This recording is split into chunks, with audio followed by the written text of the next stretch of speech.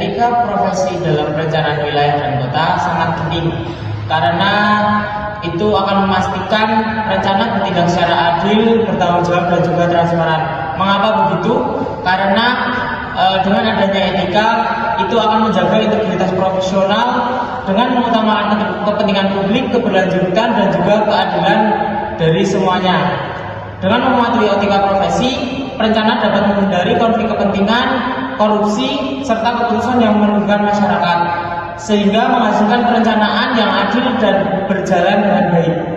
Dalam landasan etika profesi terdapat ada prinsip utama di dalamnya, yaitu yang pertama tanggung jawab sosial, di mana perencanaan wilayah dan kota harus mempertimbangkan dampak sosial dari rencana mereka terhadap masyarakat.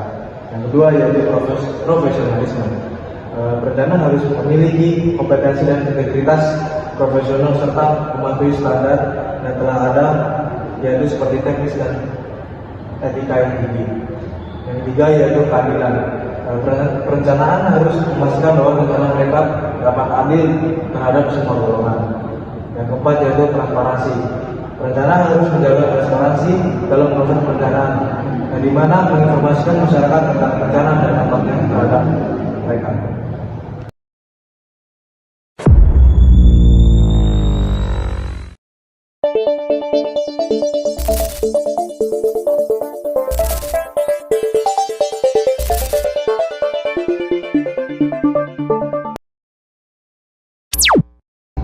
Jadi selamat siang, Bapak Ibu dan Bu Salma kan sebagai perwakilan masyarakat di sekitar sini. Kami dari pemerintah, perencana dan lembaga lingkungan itu ingin mengadakan pertemuan. Jadi saya ingin membahas tentang pengalihan fungsi lahan persawahan ini menjadi proyek jalan tol. Jadi menurut Bu Salma dan Bapak Ibu itu kira-kira seperti apa proyek ini? Jadi gini Pak Jonas, saya dengar-dengar lahan sawah kami ini mau dijadikan jalan tol. Tapi tidak ada seorang pun dari kita dimintai pendapat. Lalu apakah ini layak dinamakan pembangunan untuk rakyat? Jadi perlu saya tekankan lagi, Bapak, saya bilang lagi ya, proyek ini itu adalah prioritas nasional, proyek prioritas nasional, dan tujuannya itu untuk meningkatkan konektivitas dan ekonomi. Apalagi Bapak Ibu dan Bu Salma ini sebagai masyarakat lokal, jadi untuk sekedar ekonomi itu sangat penting. Dan proses perencanaan ini pun sudah melalui tahapan yang sesuai aturan, seperti itu. Kalau sesuai aturan, kenapa kami tidak pernah diajak untuk diskusi sebelumnya? Kami hanya tahu kabar bahwa tanah kami akan dipakai. Apakah kami dianggap tidak penting di sini, Pak? Ini baik. Kami akui memang itu kami salah, masih kurang dalam komunikasi. Akan tetapi di sini kami sudah menganalisis teknis dan studi kelayakan dari proyek ini yang sudah kami lakukan. Kami memastikan bahwa proyek ini akan bermanfaat bagi masyarakat besar. Baik Pak David, jadi begini, sebelum kita lanjut untuk pembahasan yang lebih jauh, saya ingin bertanya apakah manfaat ini juga mempertimbangkan dampak lingkungan yang ada? Seperti contohnya, lahan persawahan adalah merupakan kawasan resapan air yang penting, yang dimana kami belum melihat adanya laporan AMDAL yang dipublikasikan. Jika ini dilanggar, maka ini bisa dikatakan adalah melanggar kode etik dalam perencanaan. Betul Pak Ahmad. Saya juga tidak mendengar apapun soal AMDAL. Yang kami tahu ya alat-alat berat sudah memasuki desa ini. Kami juga bingung Pak David. Proyek ini akan membawa polusi dan merusak lingkungan di desa kami. Apakah ini disebut pembangunan untuk masyarakat? Baik, mungkin kami ada di Bayu bersama. Jadi untuk AMDAL sendiri sebenarnya itu sudah disusun, tapi memang belum kami sosialisasikan secara menyeluruh. Kami akui ini memang kelemahan kami dalam proyek ini. Namun Pak David, seharusnya AMDAL itu bukan hanya sekedar formalitas. Sesuai dengan prinsip etika perencana, masyarakat yang terdampak itu harus diikut sertakan dari awal. Jadi ini merupakan salah satu pelanggaran yang serius. Maka oleh sebab itu kami dari tim pemerintah dan perencana minta maaf jika ada kekurangan dalam proses ini. Namun kami tidak bisa menunda proyek ini karena sudah menjadi bagian dari program strategis nasional. Ya kalau soal minta maaf aja ya nggak cukup Pak, karena tidak ada solusi dari pemerintah dan perencana, dan kita udah kehilangan mata pencaharian. Kami tidak menolak pembangunan proyek ini, Bapak. Tapi kenapa harus mengorbankan kami? Apakah kami harus kehilangan lahan dan lingkungan dalam proyek besar yang tidak jelas manfaatnya bagi kami? Baik Pak Jonas, ini sudah jelas merupakan salah satu pelanggaran prinsip partisipasi publik dan juga keberlanjutan lingkungan. Jadi kami mendesak agar proyek ini dihentikan sementara, tapi ada evaluasi ulang termasuk keterlibatan masyarakat dalam pengambilan keputusan. Oke, baik. Di sini saya setuju dari pendapat Pak Ahmad tentang evaluasi, yang mana kami kemungkinan kita bakal evaluasi ulang, yang mana karena kan ini sangat diperlukan ya, karena sudah melanggar etika dan ini tidak kekhawatiran dari masyarakat sekitar. Nah, mungkin di sini kami dari pihak pemerintah dan pihak berencana akan evaluasi. Baik, semua dari pendapat kalian yang akan disampaikan, saya sebagai perwakilan dari pemerintah, kami pemerintah akan mempertimbangkan usul tersebut.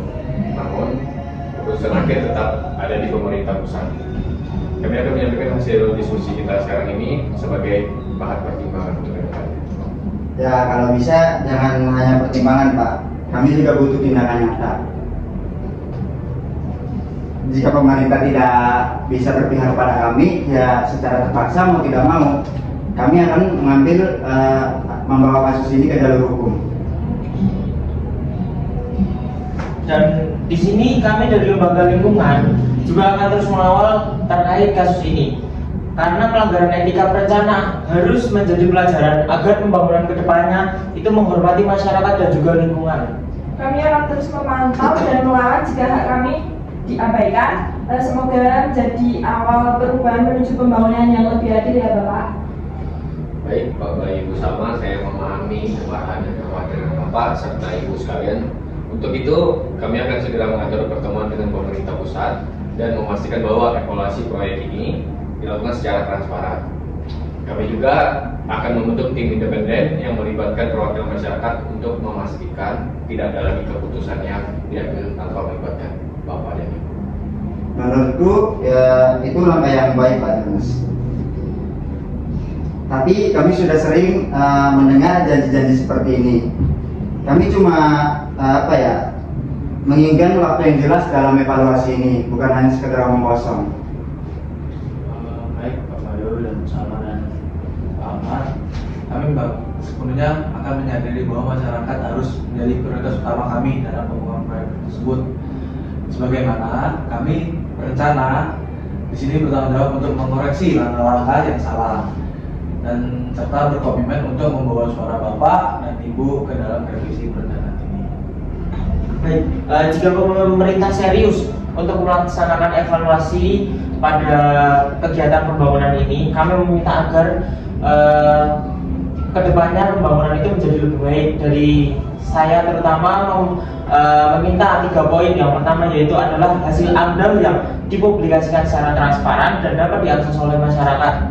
Kemudian yang kedua yaitu dilakukan revisi dan desain proyek untuk mengurangi dampak lingkungan dan mata pencaharian untuk warga sekitar. Kemudian yang terakhir yaitu adanya mekanisme kompetensi atau kompensasi yang konkret untuk petani dan juga masyarakat yang telah diambil lahannya, seperti itu. Dan jangan lupa melibatkan masyarakat dalam setiap keputusan. Kami tidak mau proyek ini terus berjalan tanpa mendengarkan suara dari kami. Baik, kami akan menetapkan tenggat waktu maksimal 2 bulan untuk evaluasi proyek ini. Selama periode tersebut, semua aktivitas konstruksi akan dihentikan sementara. Kami juga akan membentuk forum komunikasi khusus yang melibatkan perwakilan petani, masyarakat lokal, dan lembaga lingkungan. Nah, kalau gitu kami tunggu 2 bulan, tapi jika tidak ada hasil, seperti saya bilang sebelumnya, secara terpaksa saya akan membawa kasus ini ke jalur hukum. Kami sangat menghargai atas kesalahan Bapak dan Ibu. Kami bakalan evaluasi pada pembangunan proyek ini. Terima kasih sudah memberikan kesempatan untuk mengurangi kesalahan dan memastikan pembangunan ini tetap memenuhi prinsip keadilan sosial dan akan bermanfaat bagi masyarakat yang terdampak. Dan dari saya juga berharap semoga pemerintah dan juga tim perencana benar-benar serius Karena pelanggaran etik seperti ini tidak hanya merugikan masyarakat lokal, tetapi juga mencoreng citra pembangunan nasional. Mari kita jadikan pelajaran ini agar tidak terulang di proyek-proyek lainnya. Seperti itu. Kami juga berharap pemerintah dan tim perencana benar-benar menepati janji kalian. Kami tidak menolak pembangunan, tapi kami ingin pembangunan yang adil dan tidak merusak lingkungan kami. Baik Pak, kami akan mengawasi dan memastikan suara kami tidak akan diabaikan lagi.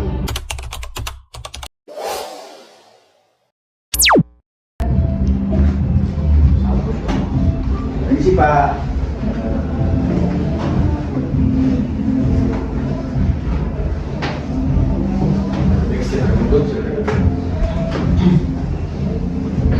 Gimana kabarnya hari ini?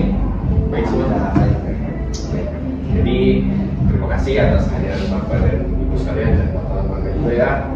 Kami sudah melakukan evaluasi terhadap proyek ini bersama tim independen.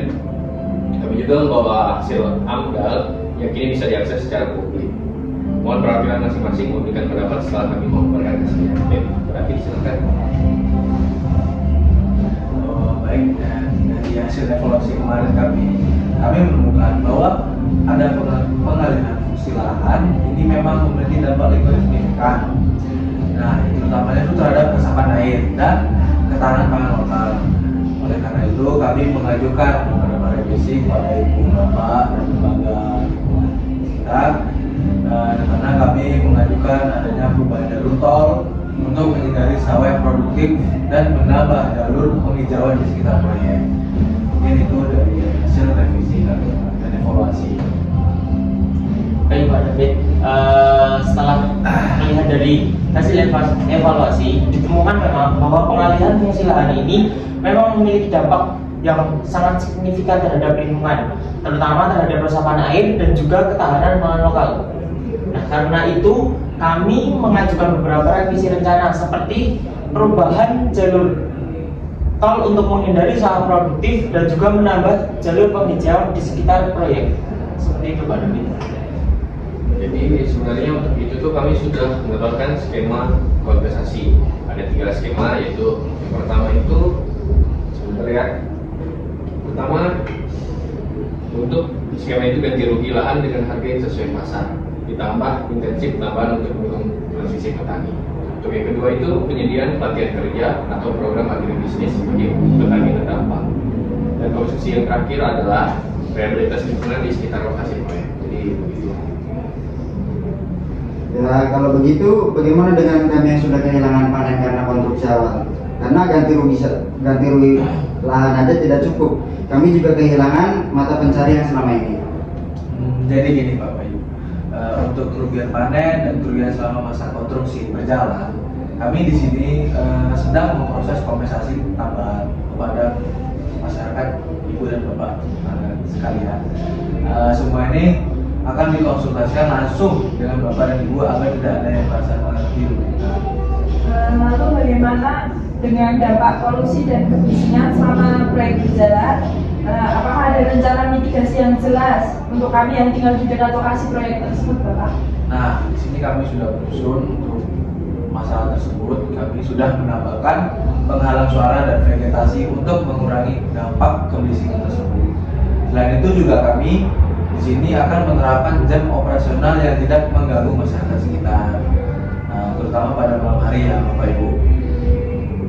Baik, di sini sebenarnya saya sangat mengapresiasi langkah-langkah ini. Tapi di sini saya tetap akan memastikan bahwa hasil evaluasi dan implementasi mitigasi ini akan diawasi secara independen. Karena kami tidak ingin masalah ini hanya selesai di atas kertas saja, Pak. Seperti itu. Jadi untuk itu semua, kami sepakat untuk melibatkan lembaga independen dalam pengawasan. Selain itu juga akan ada laporan berkala yang bisa diakses oleh masyarakat agar proses ini tetap transparan.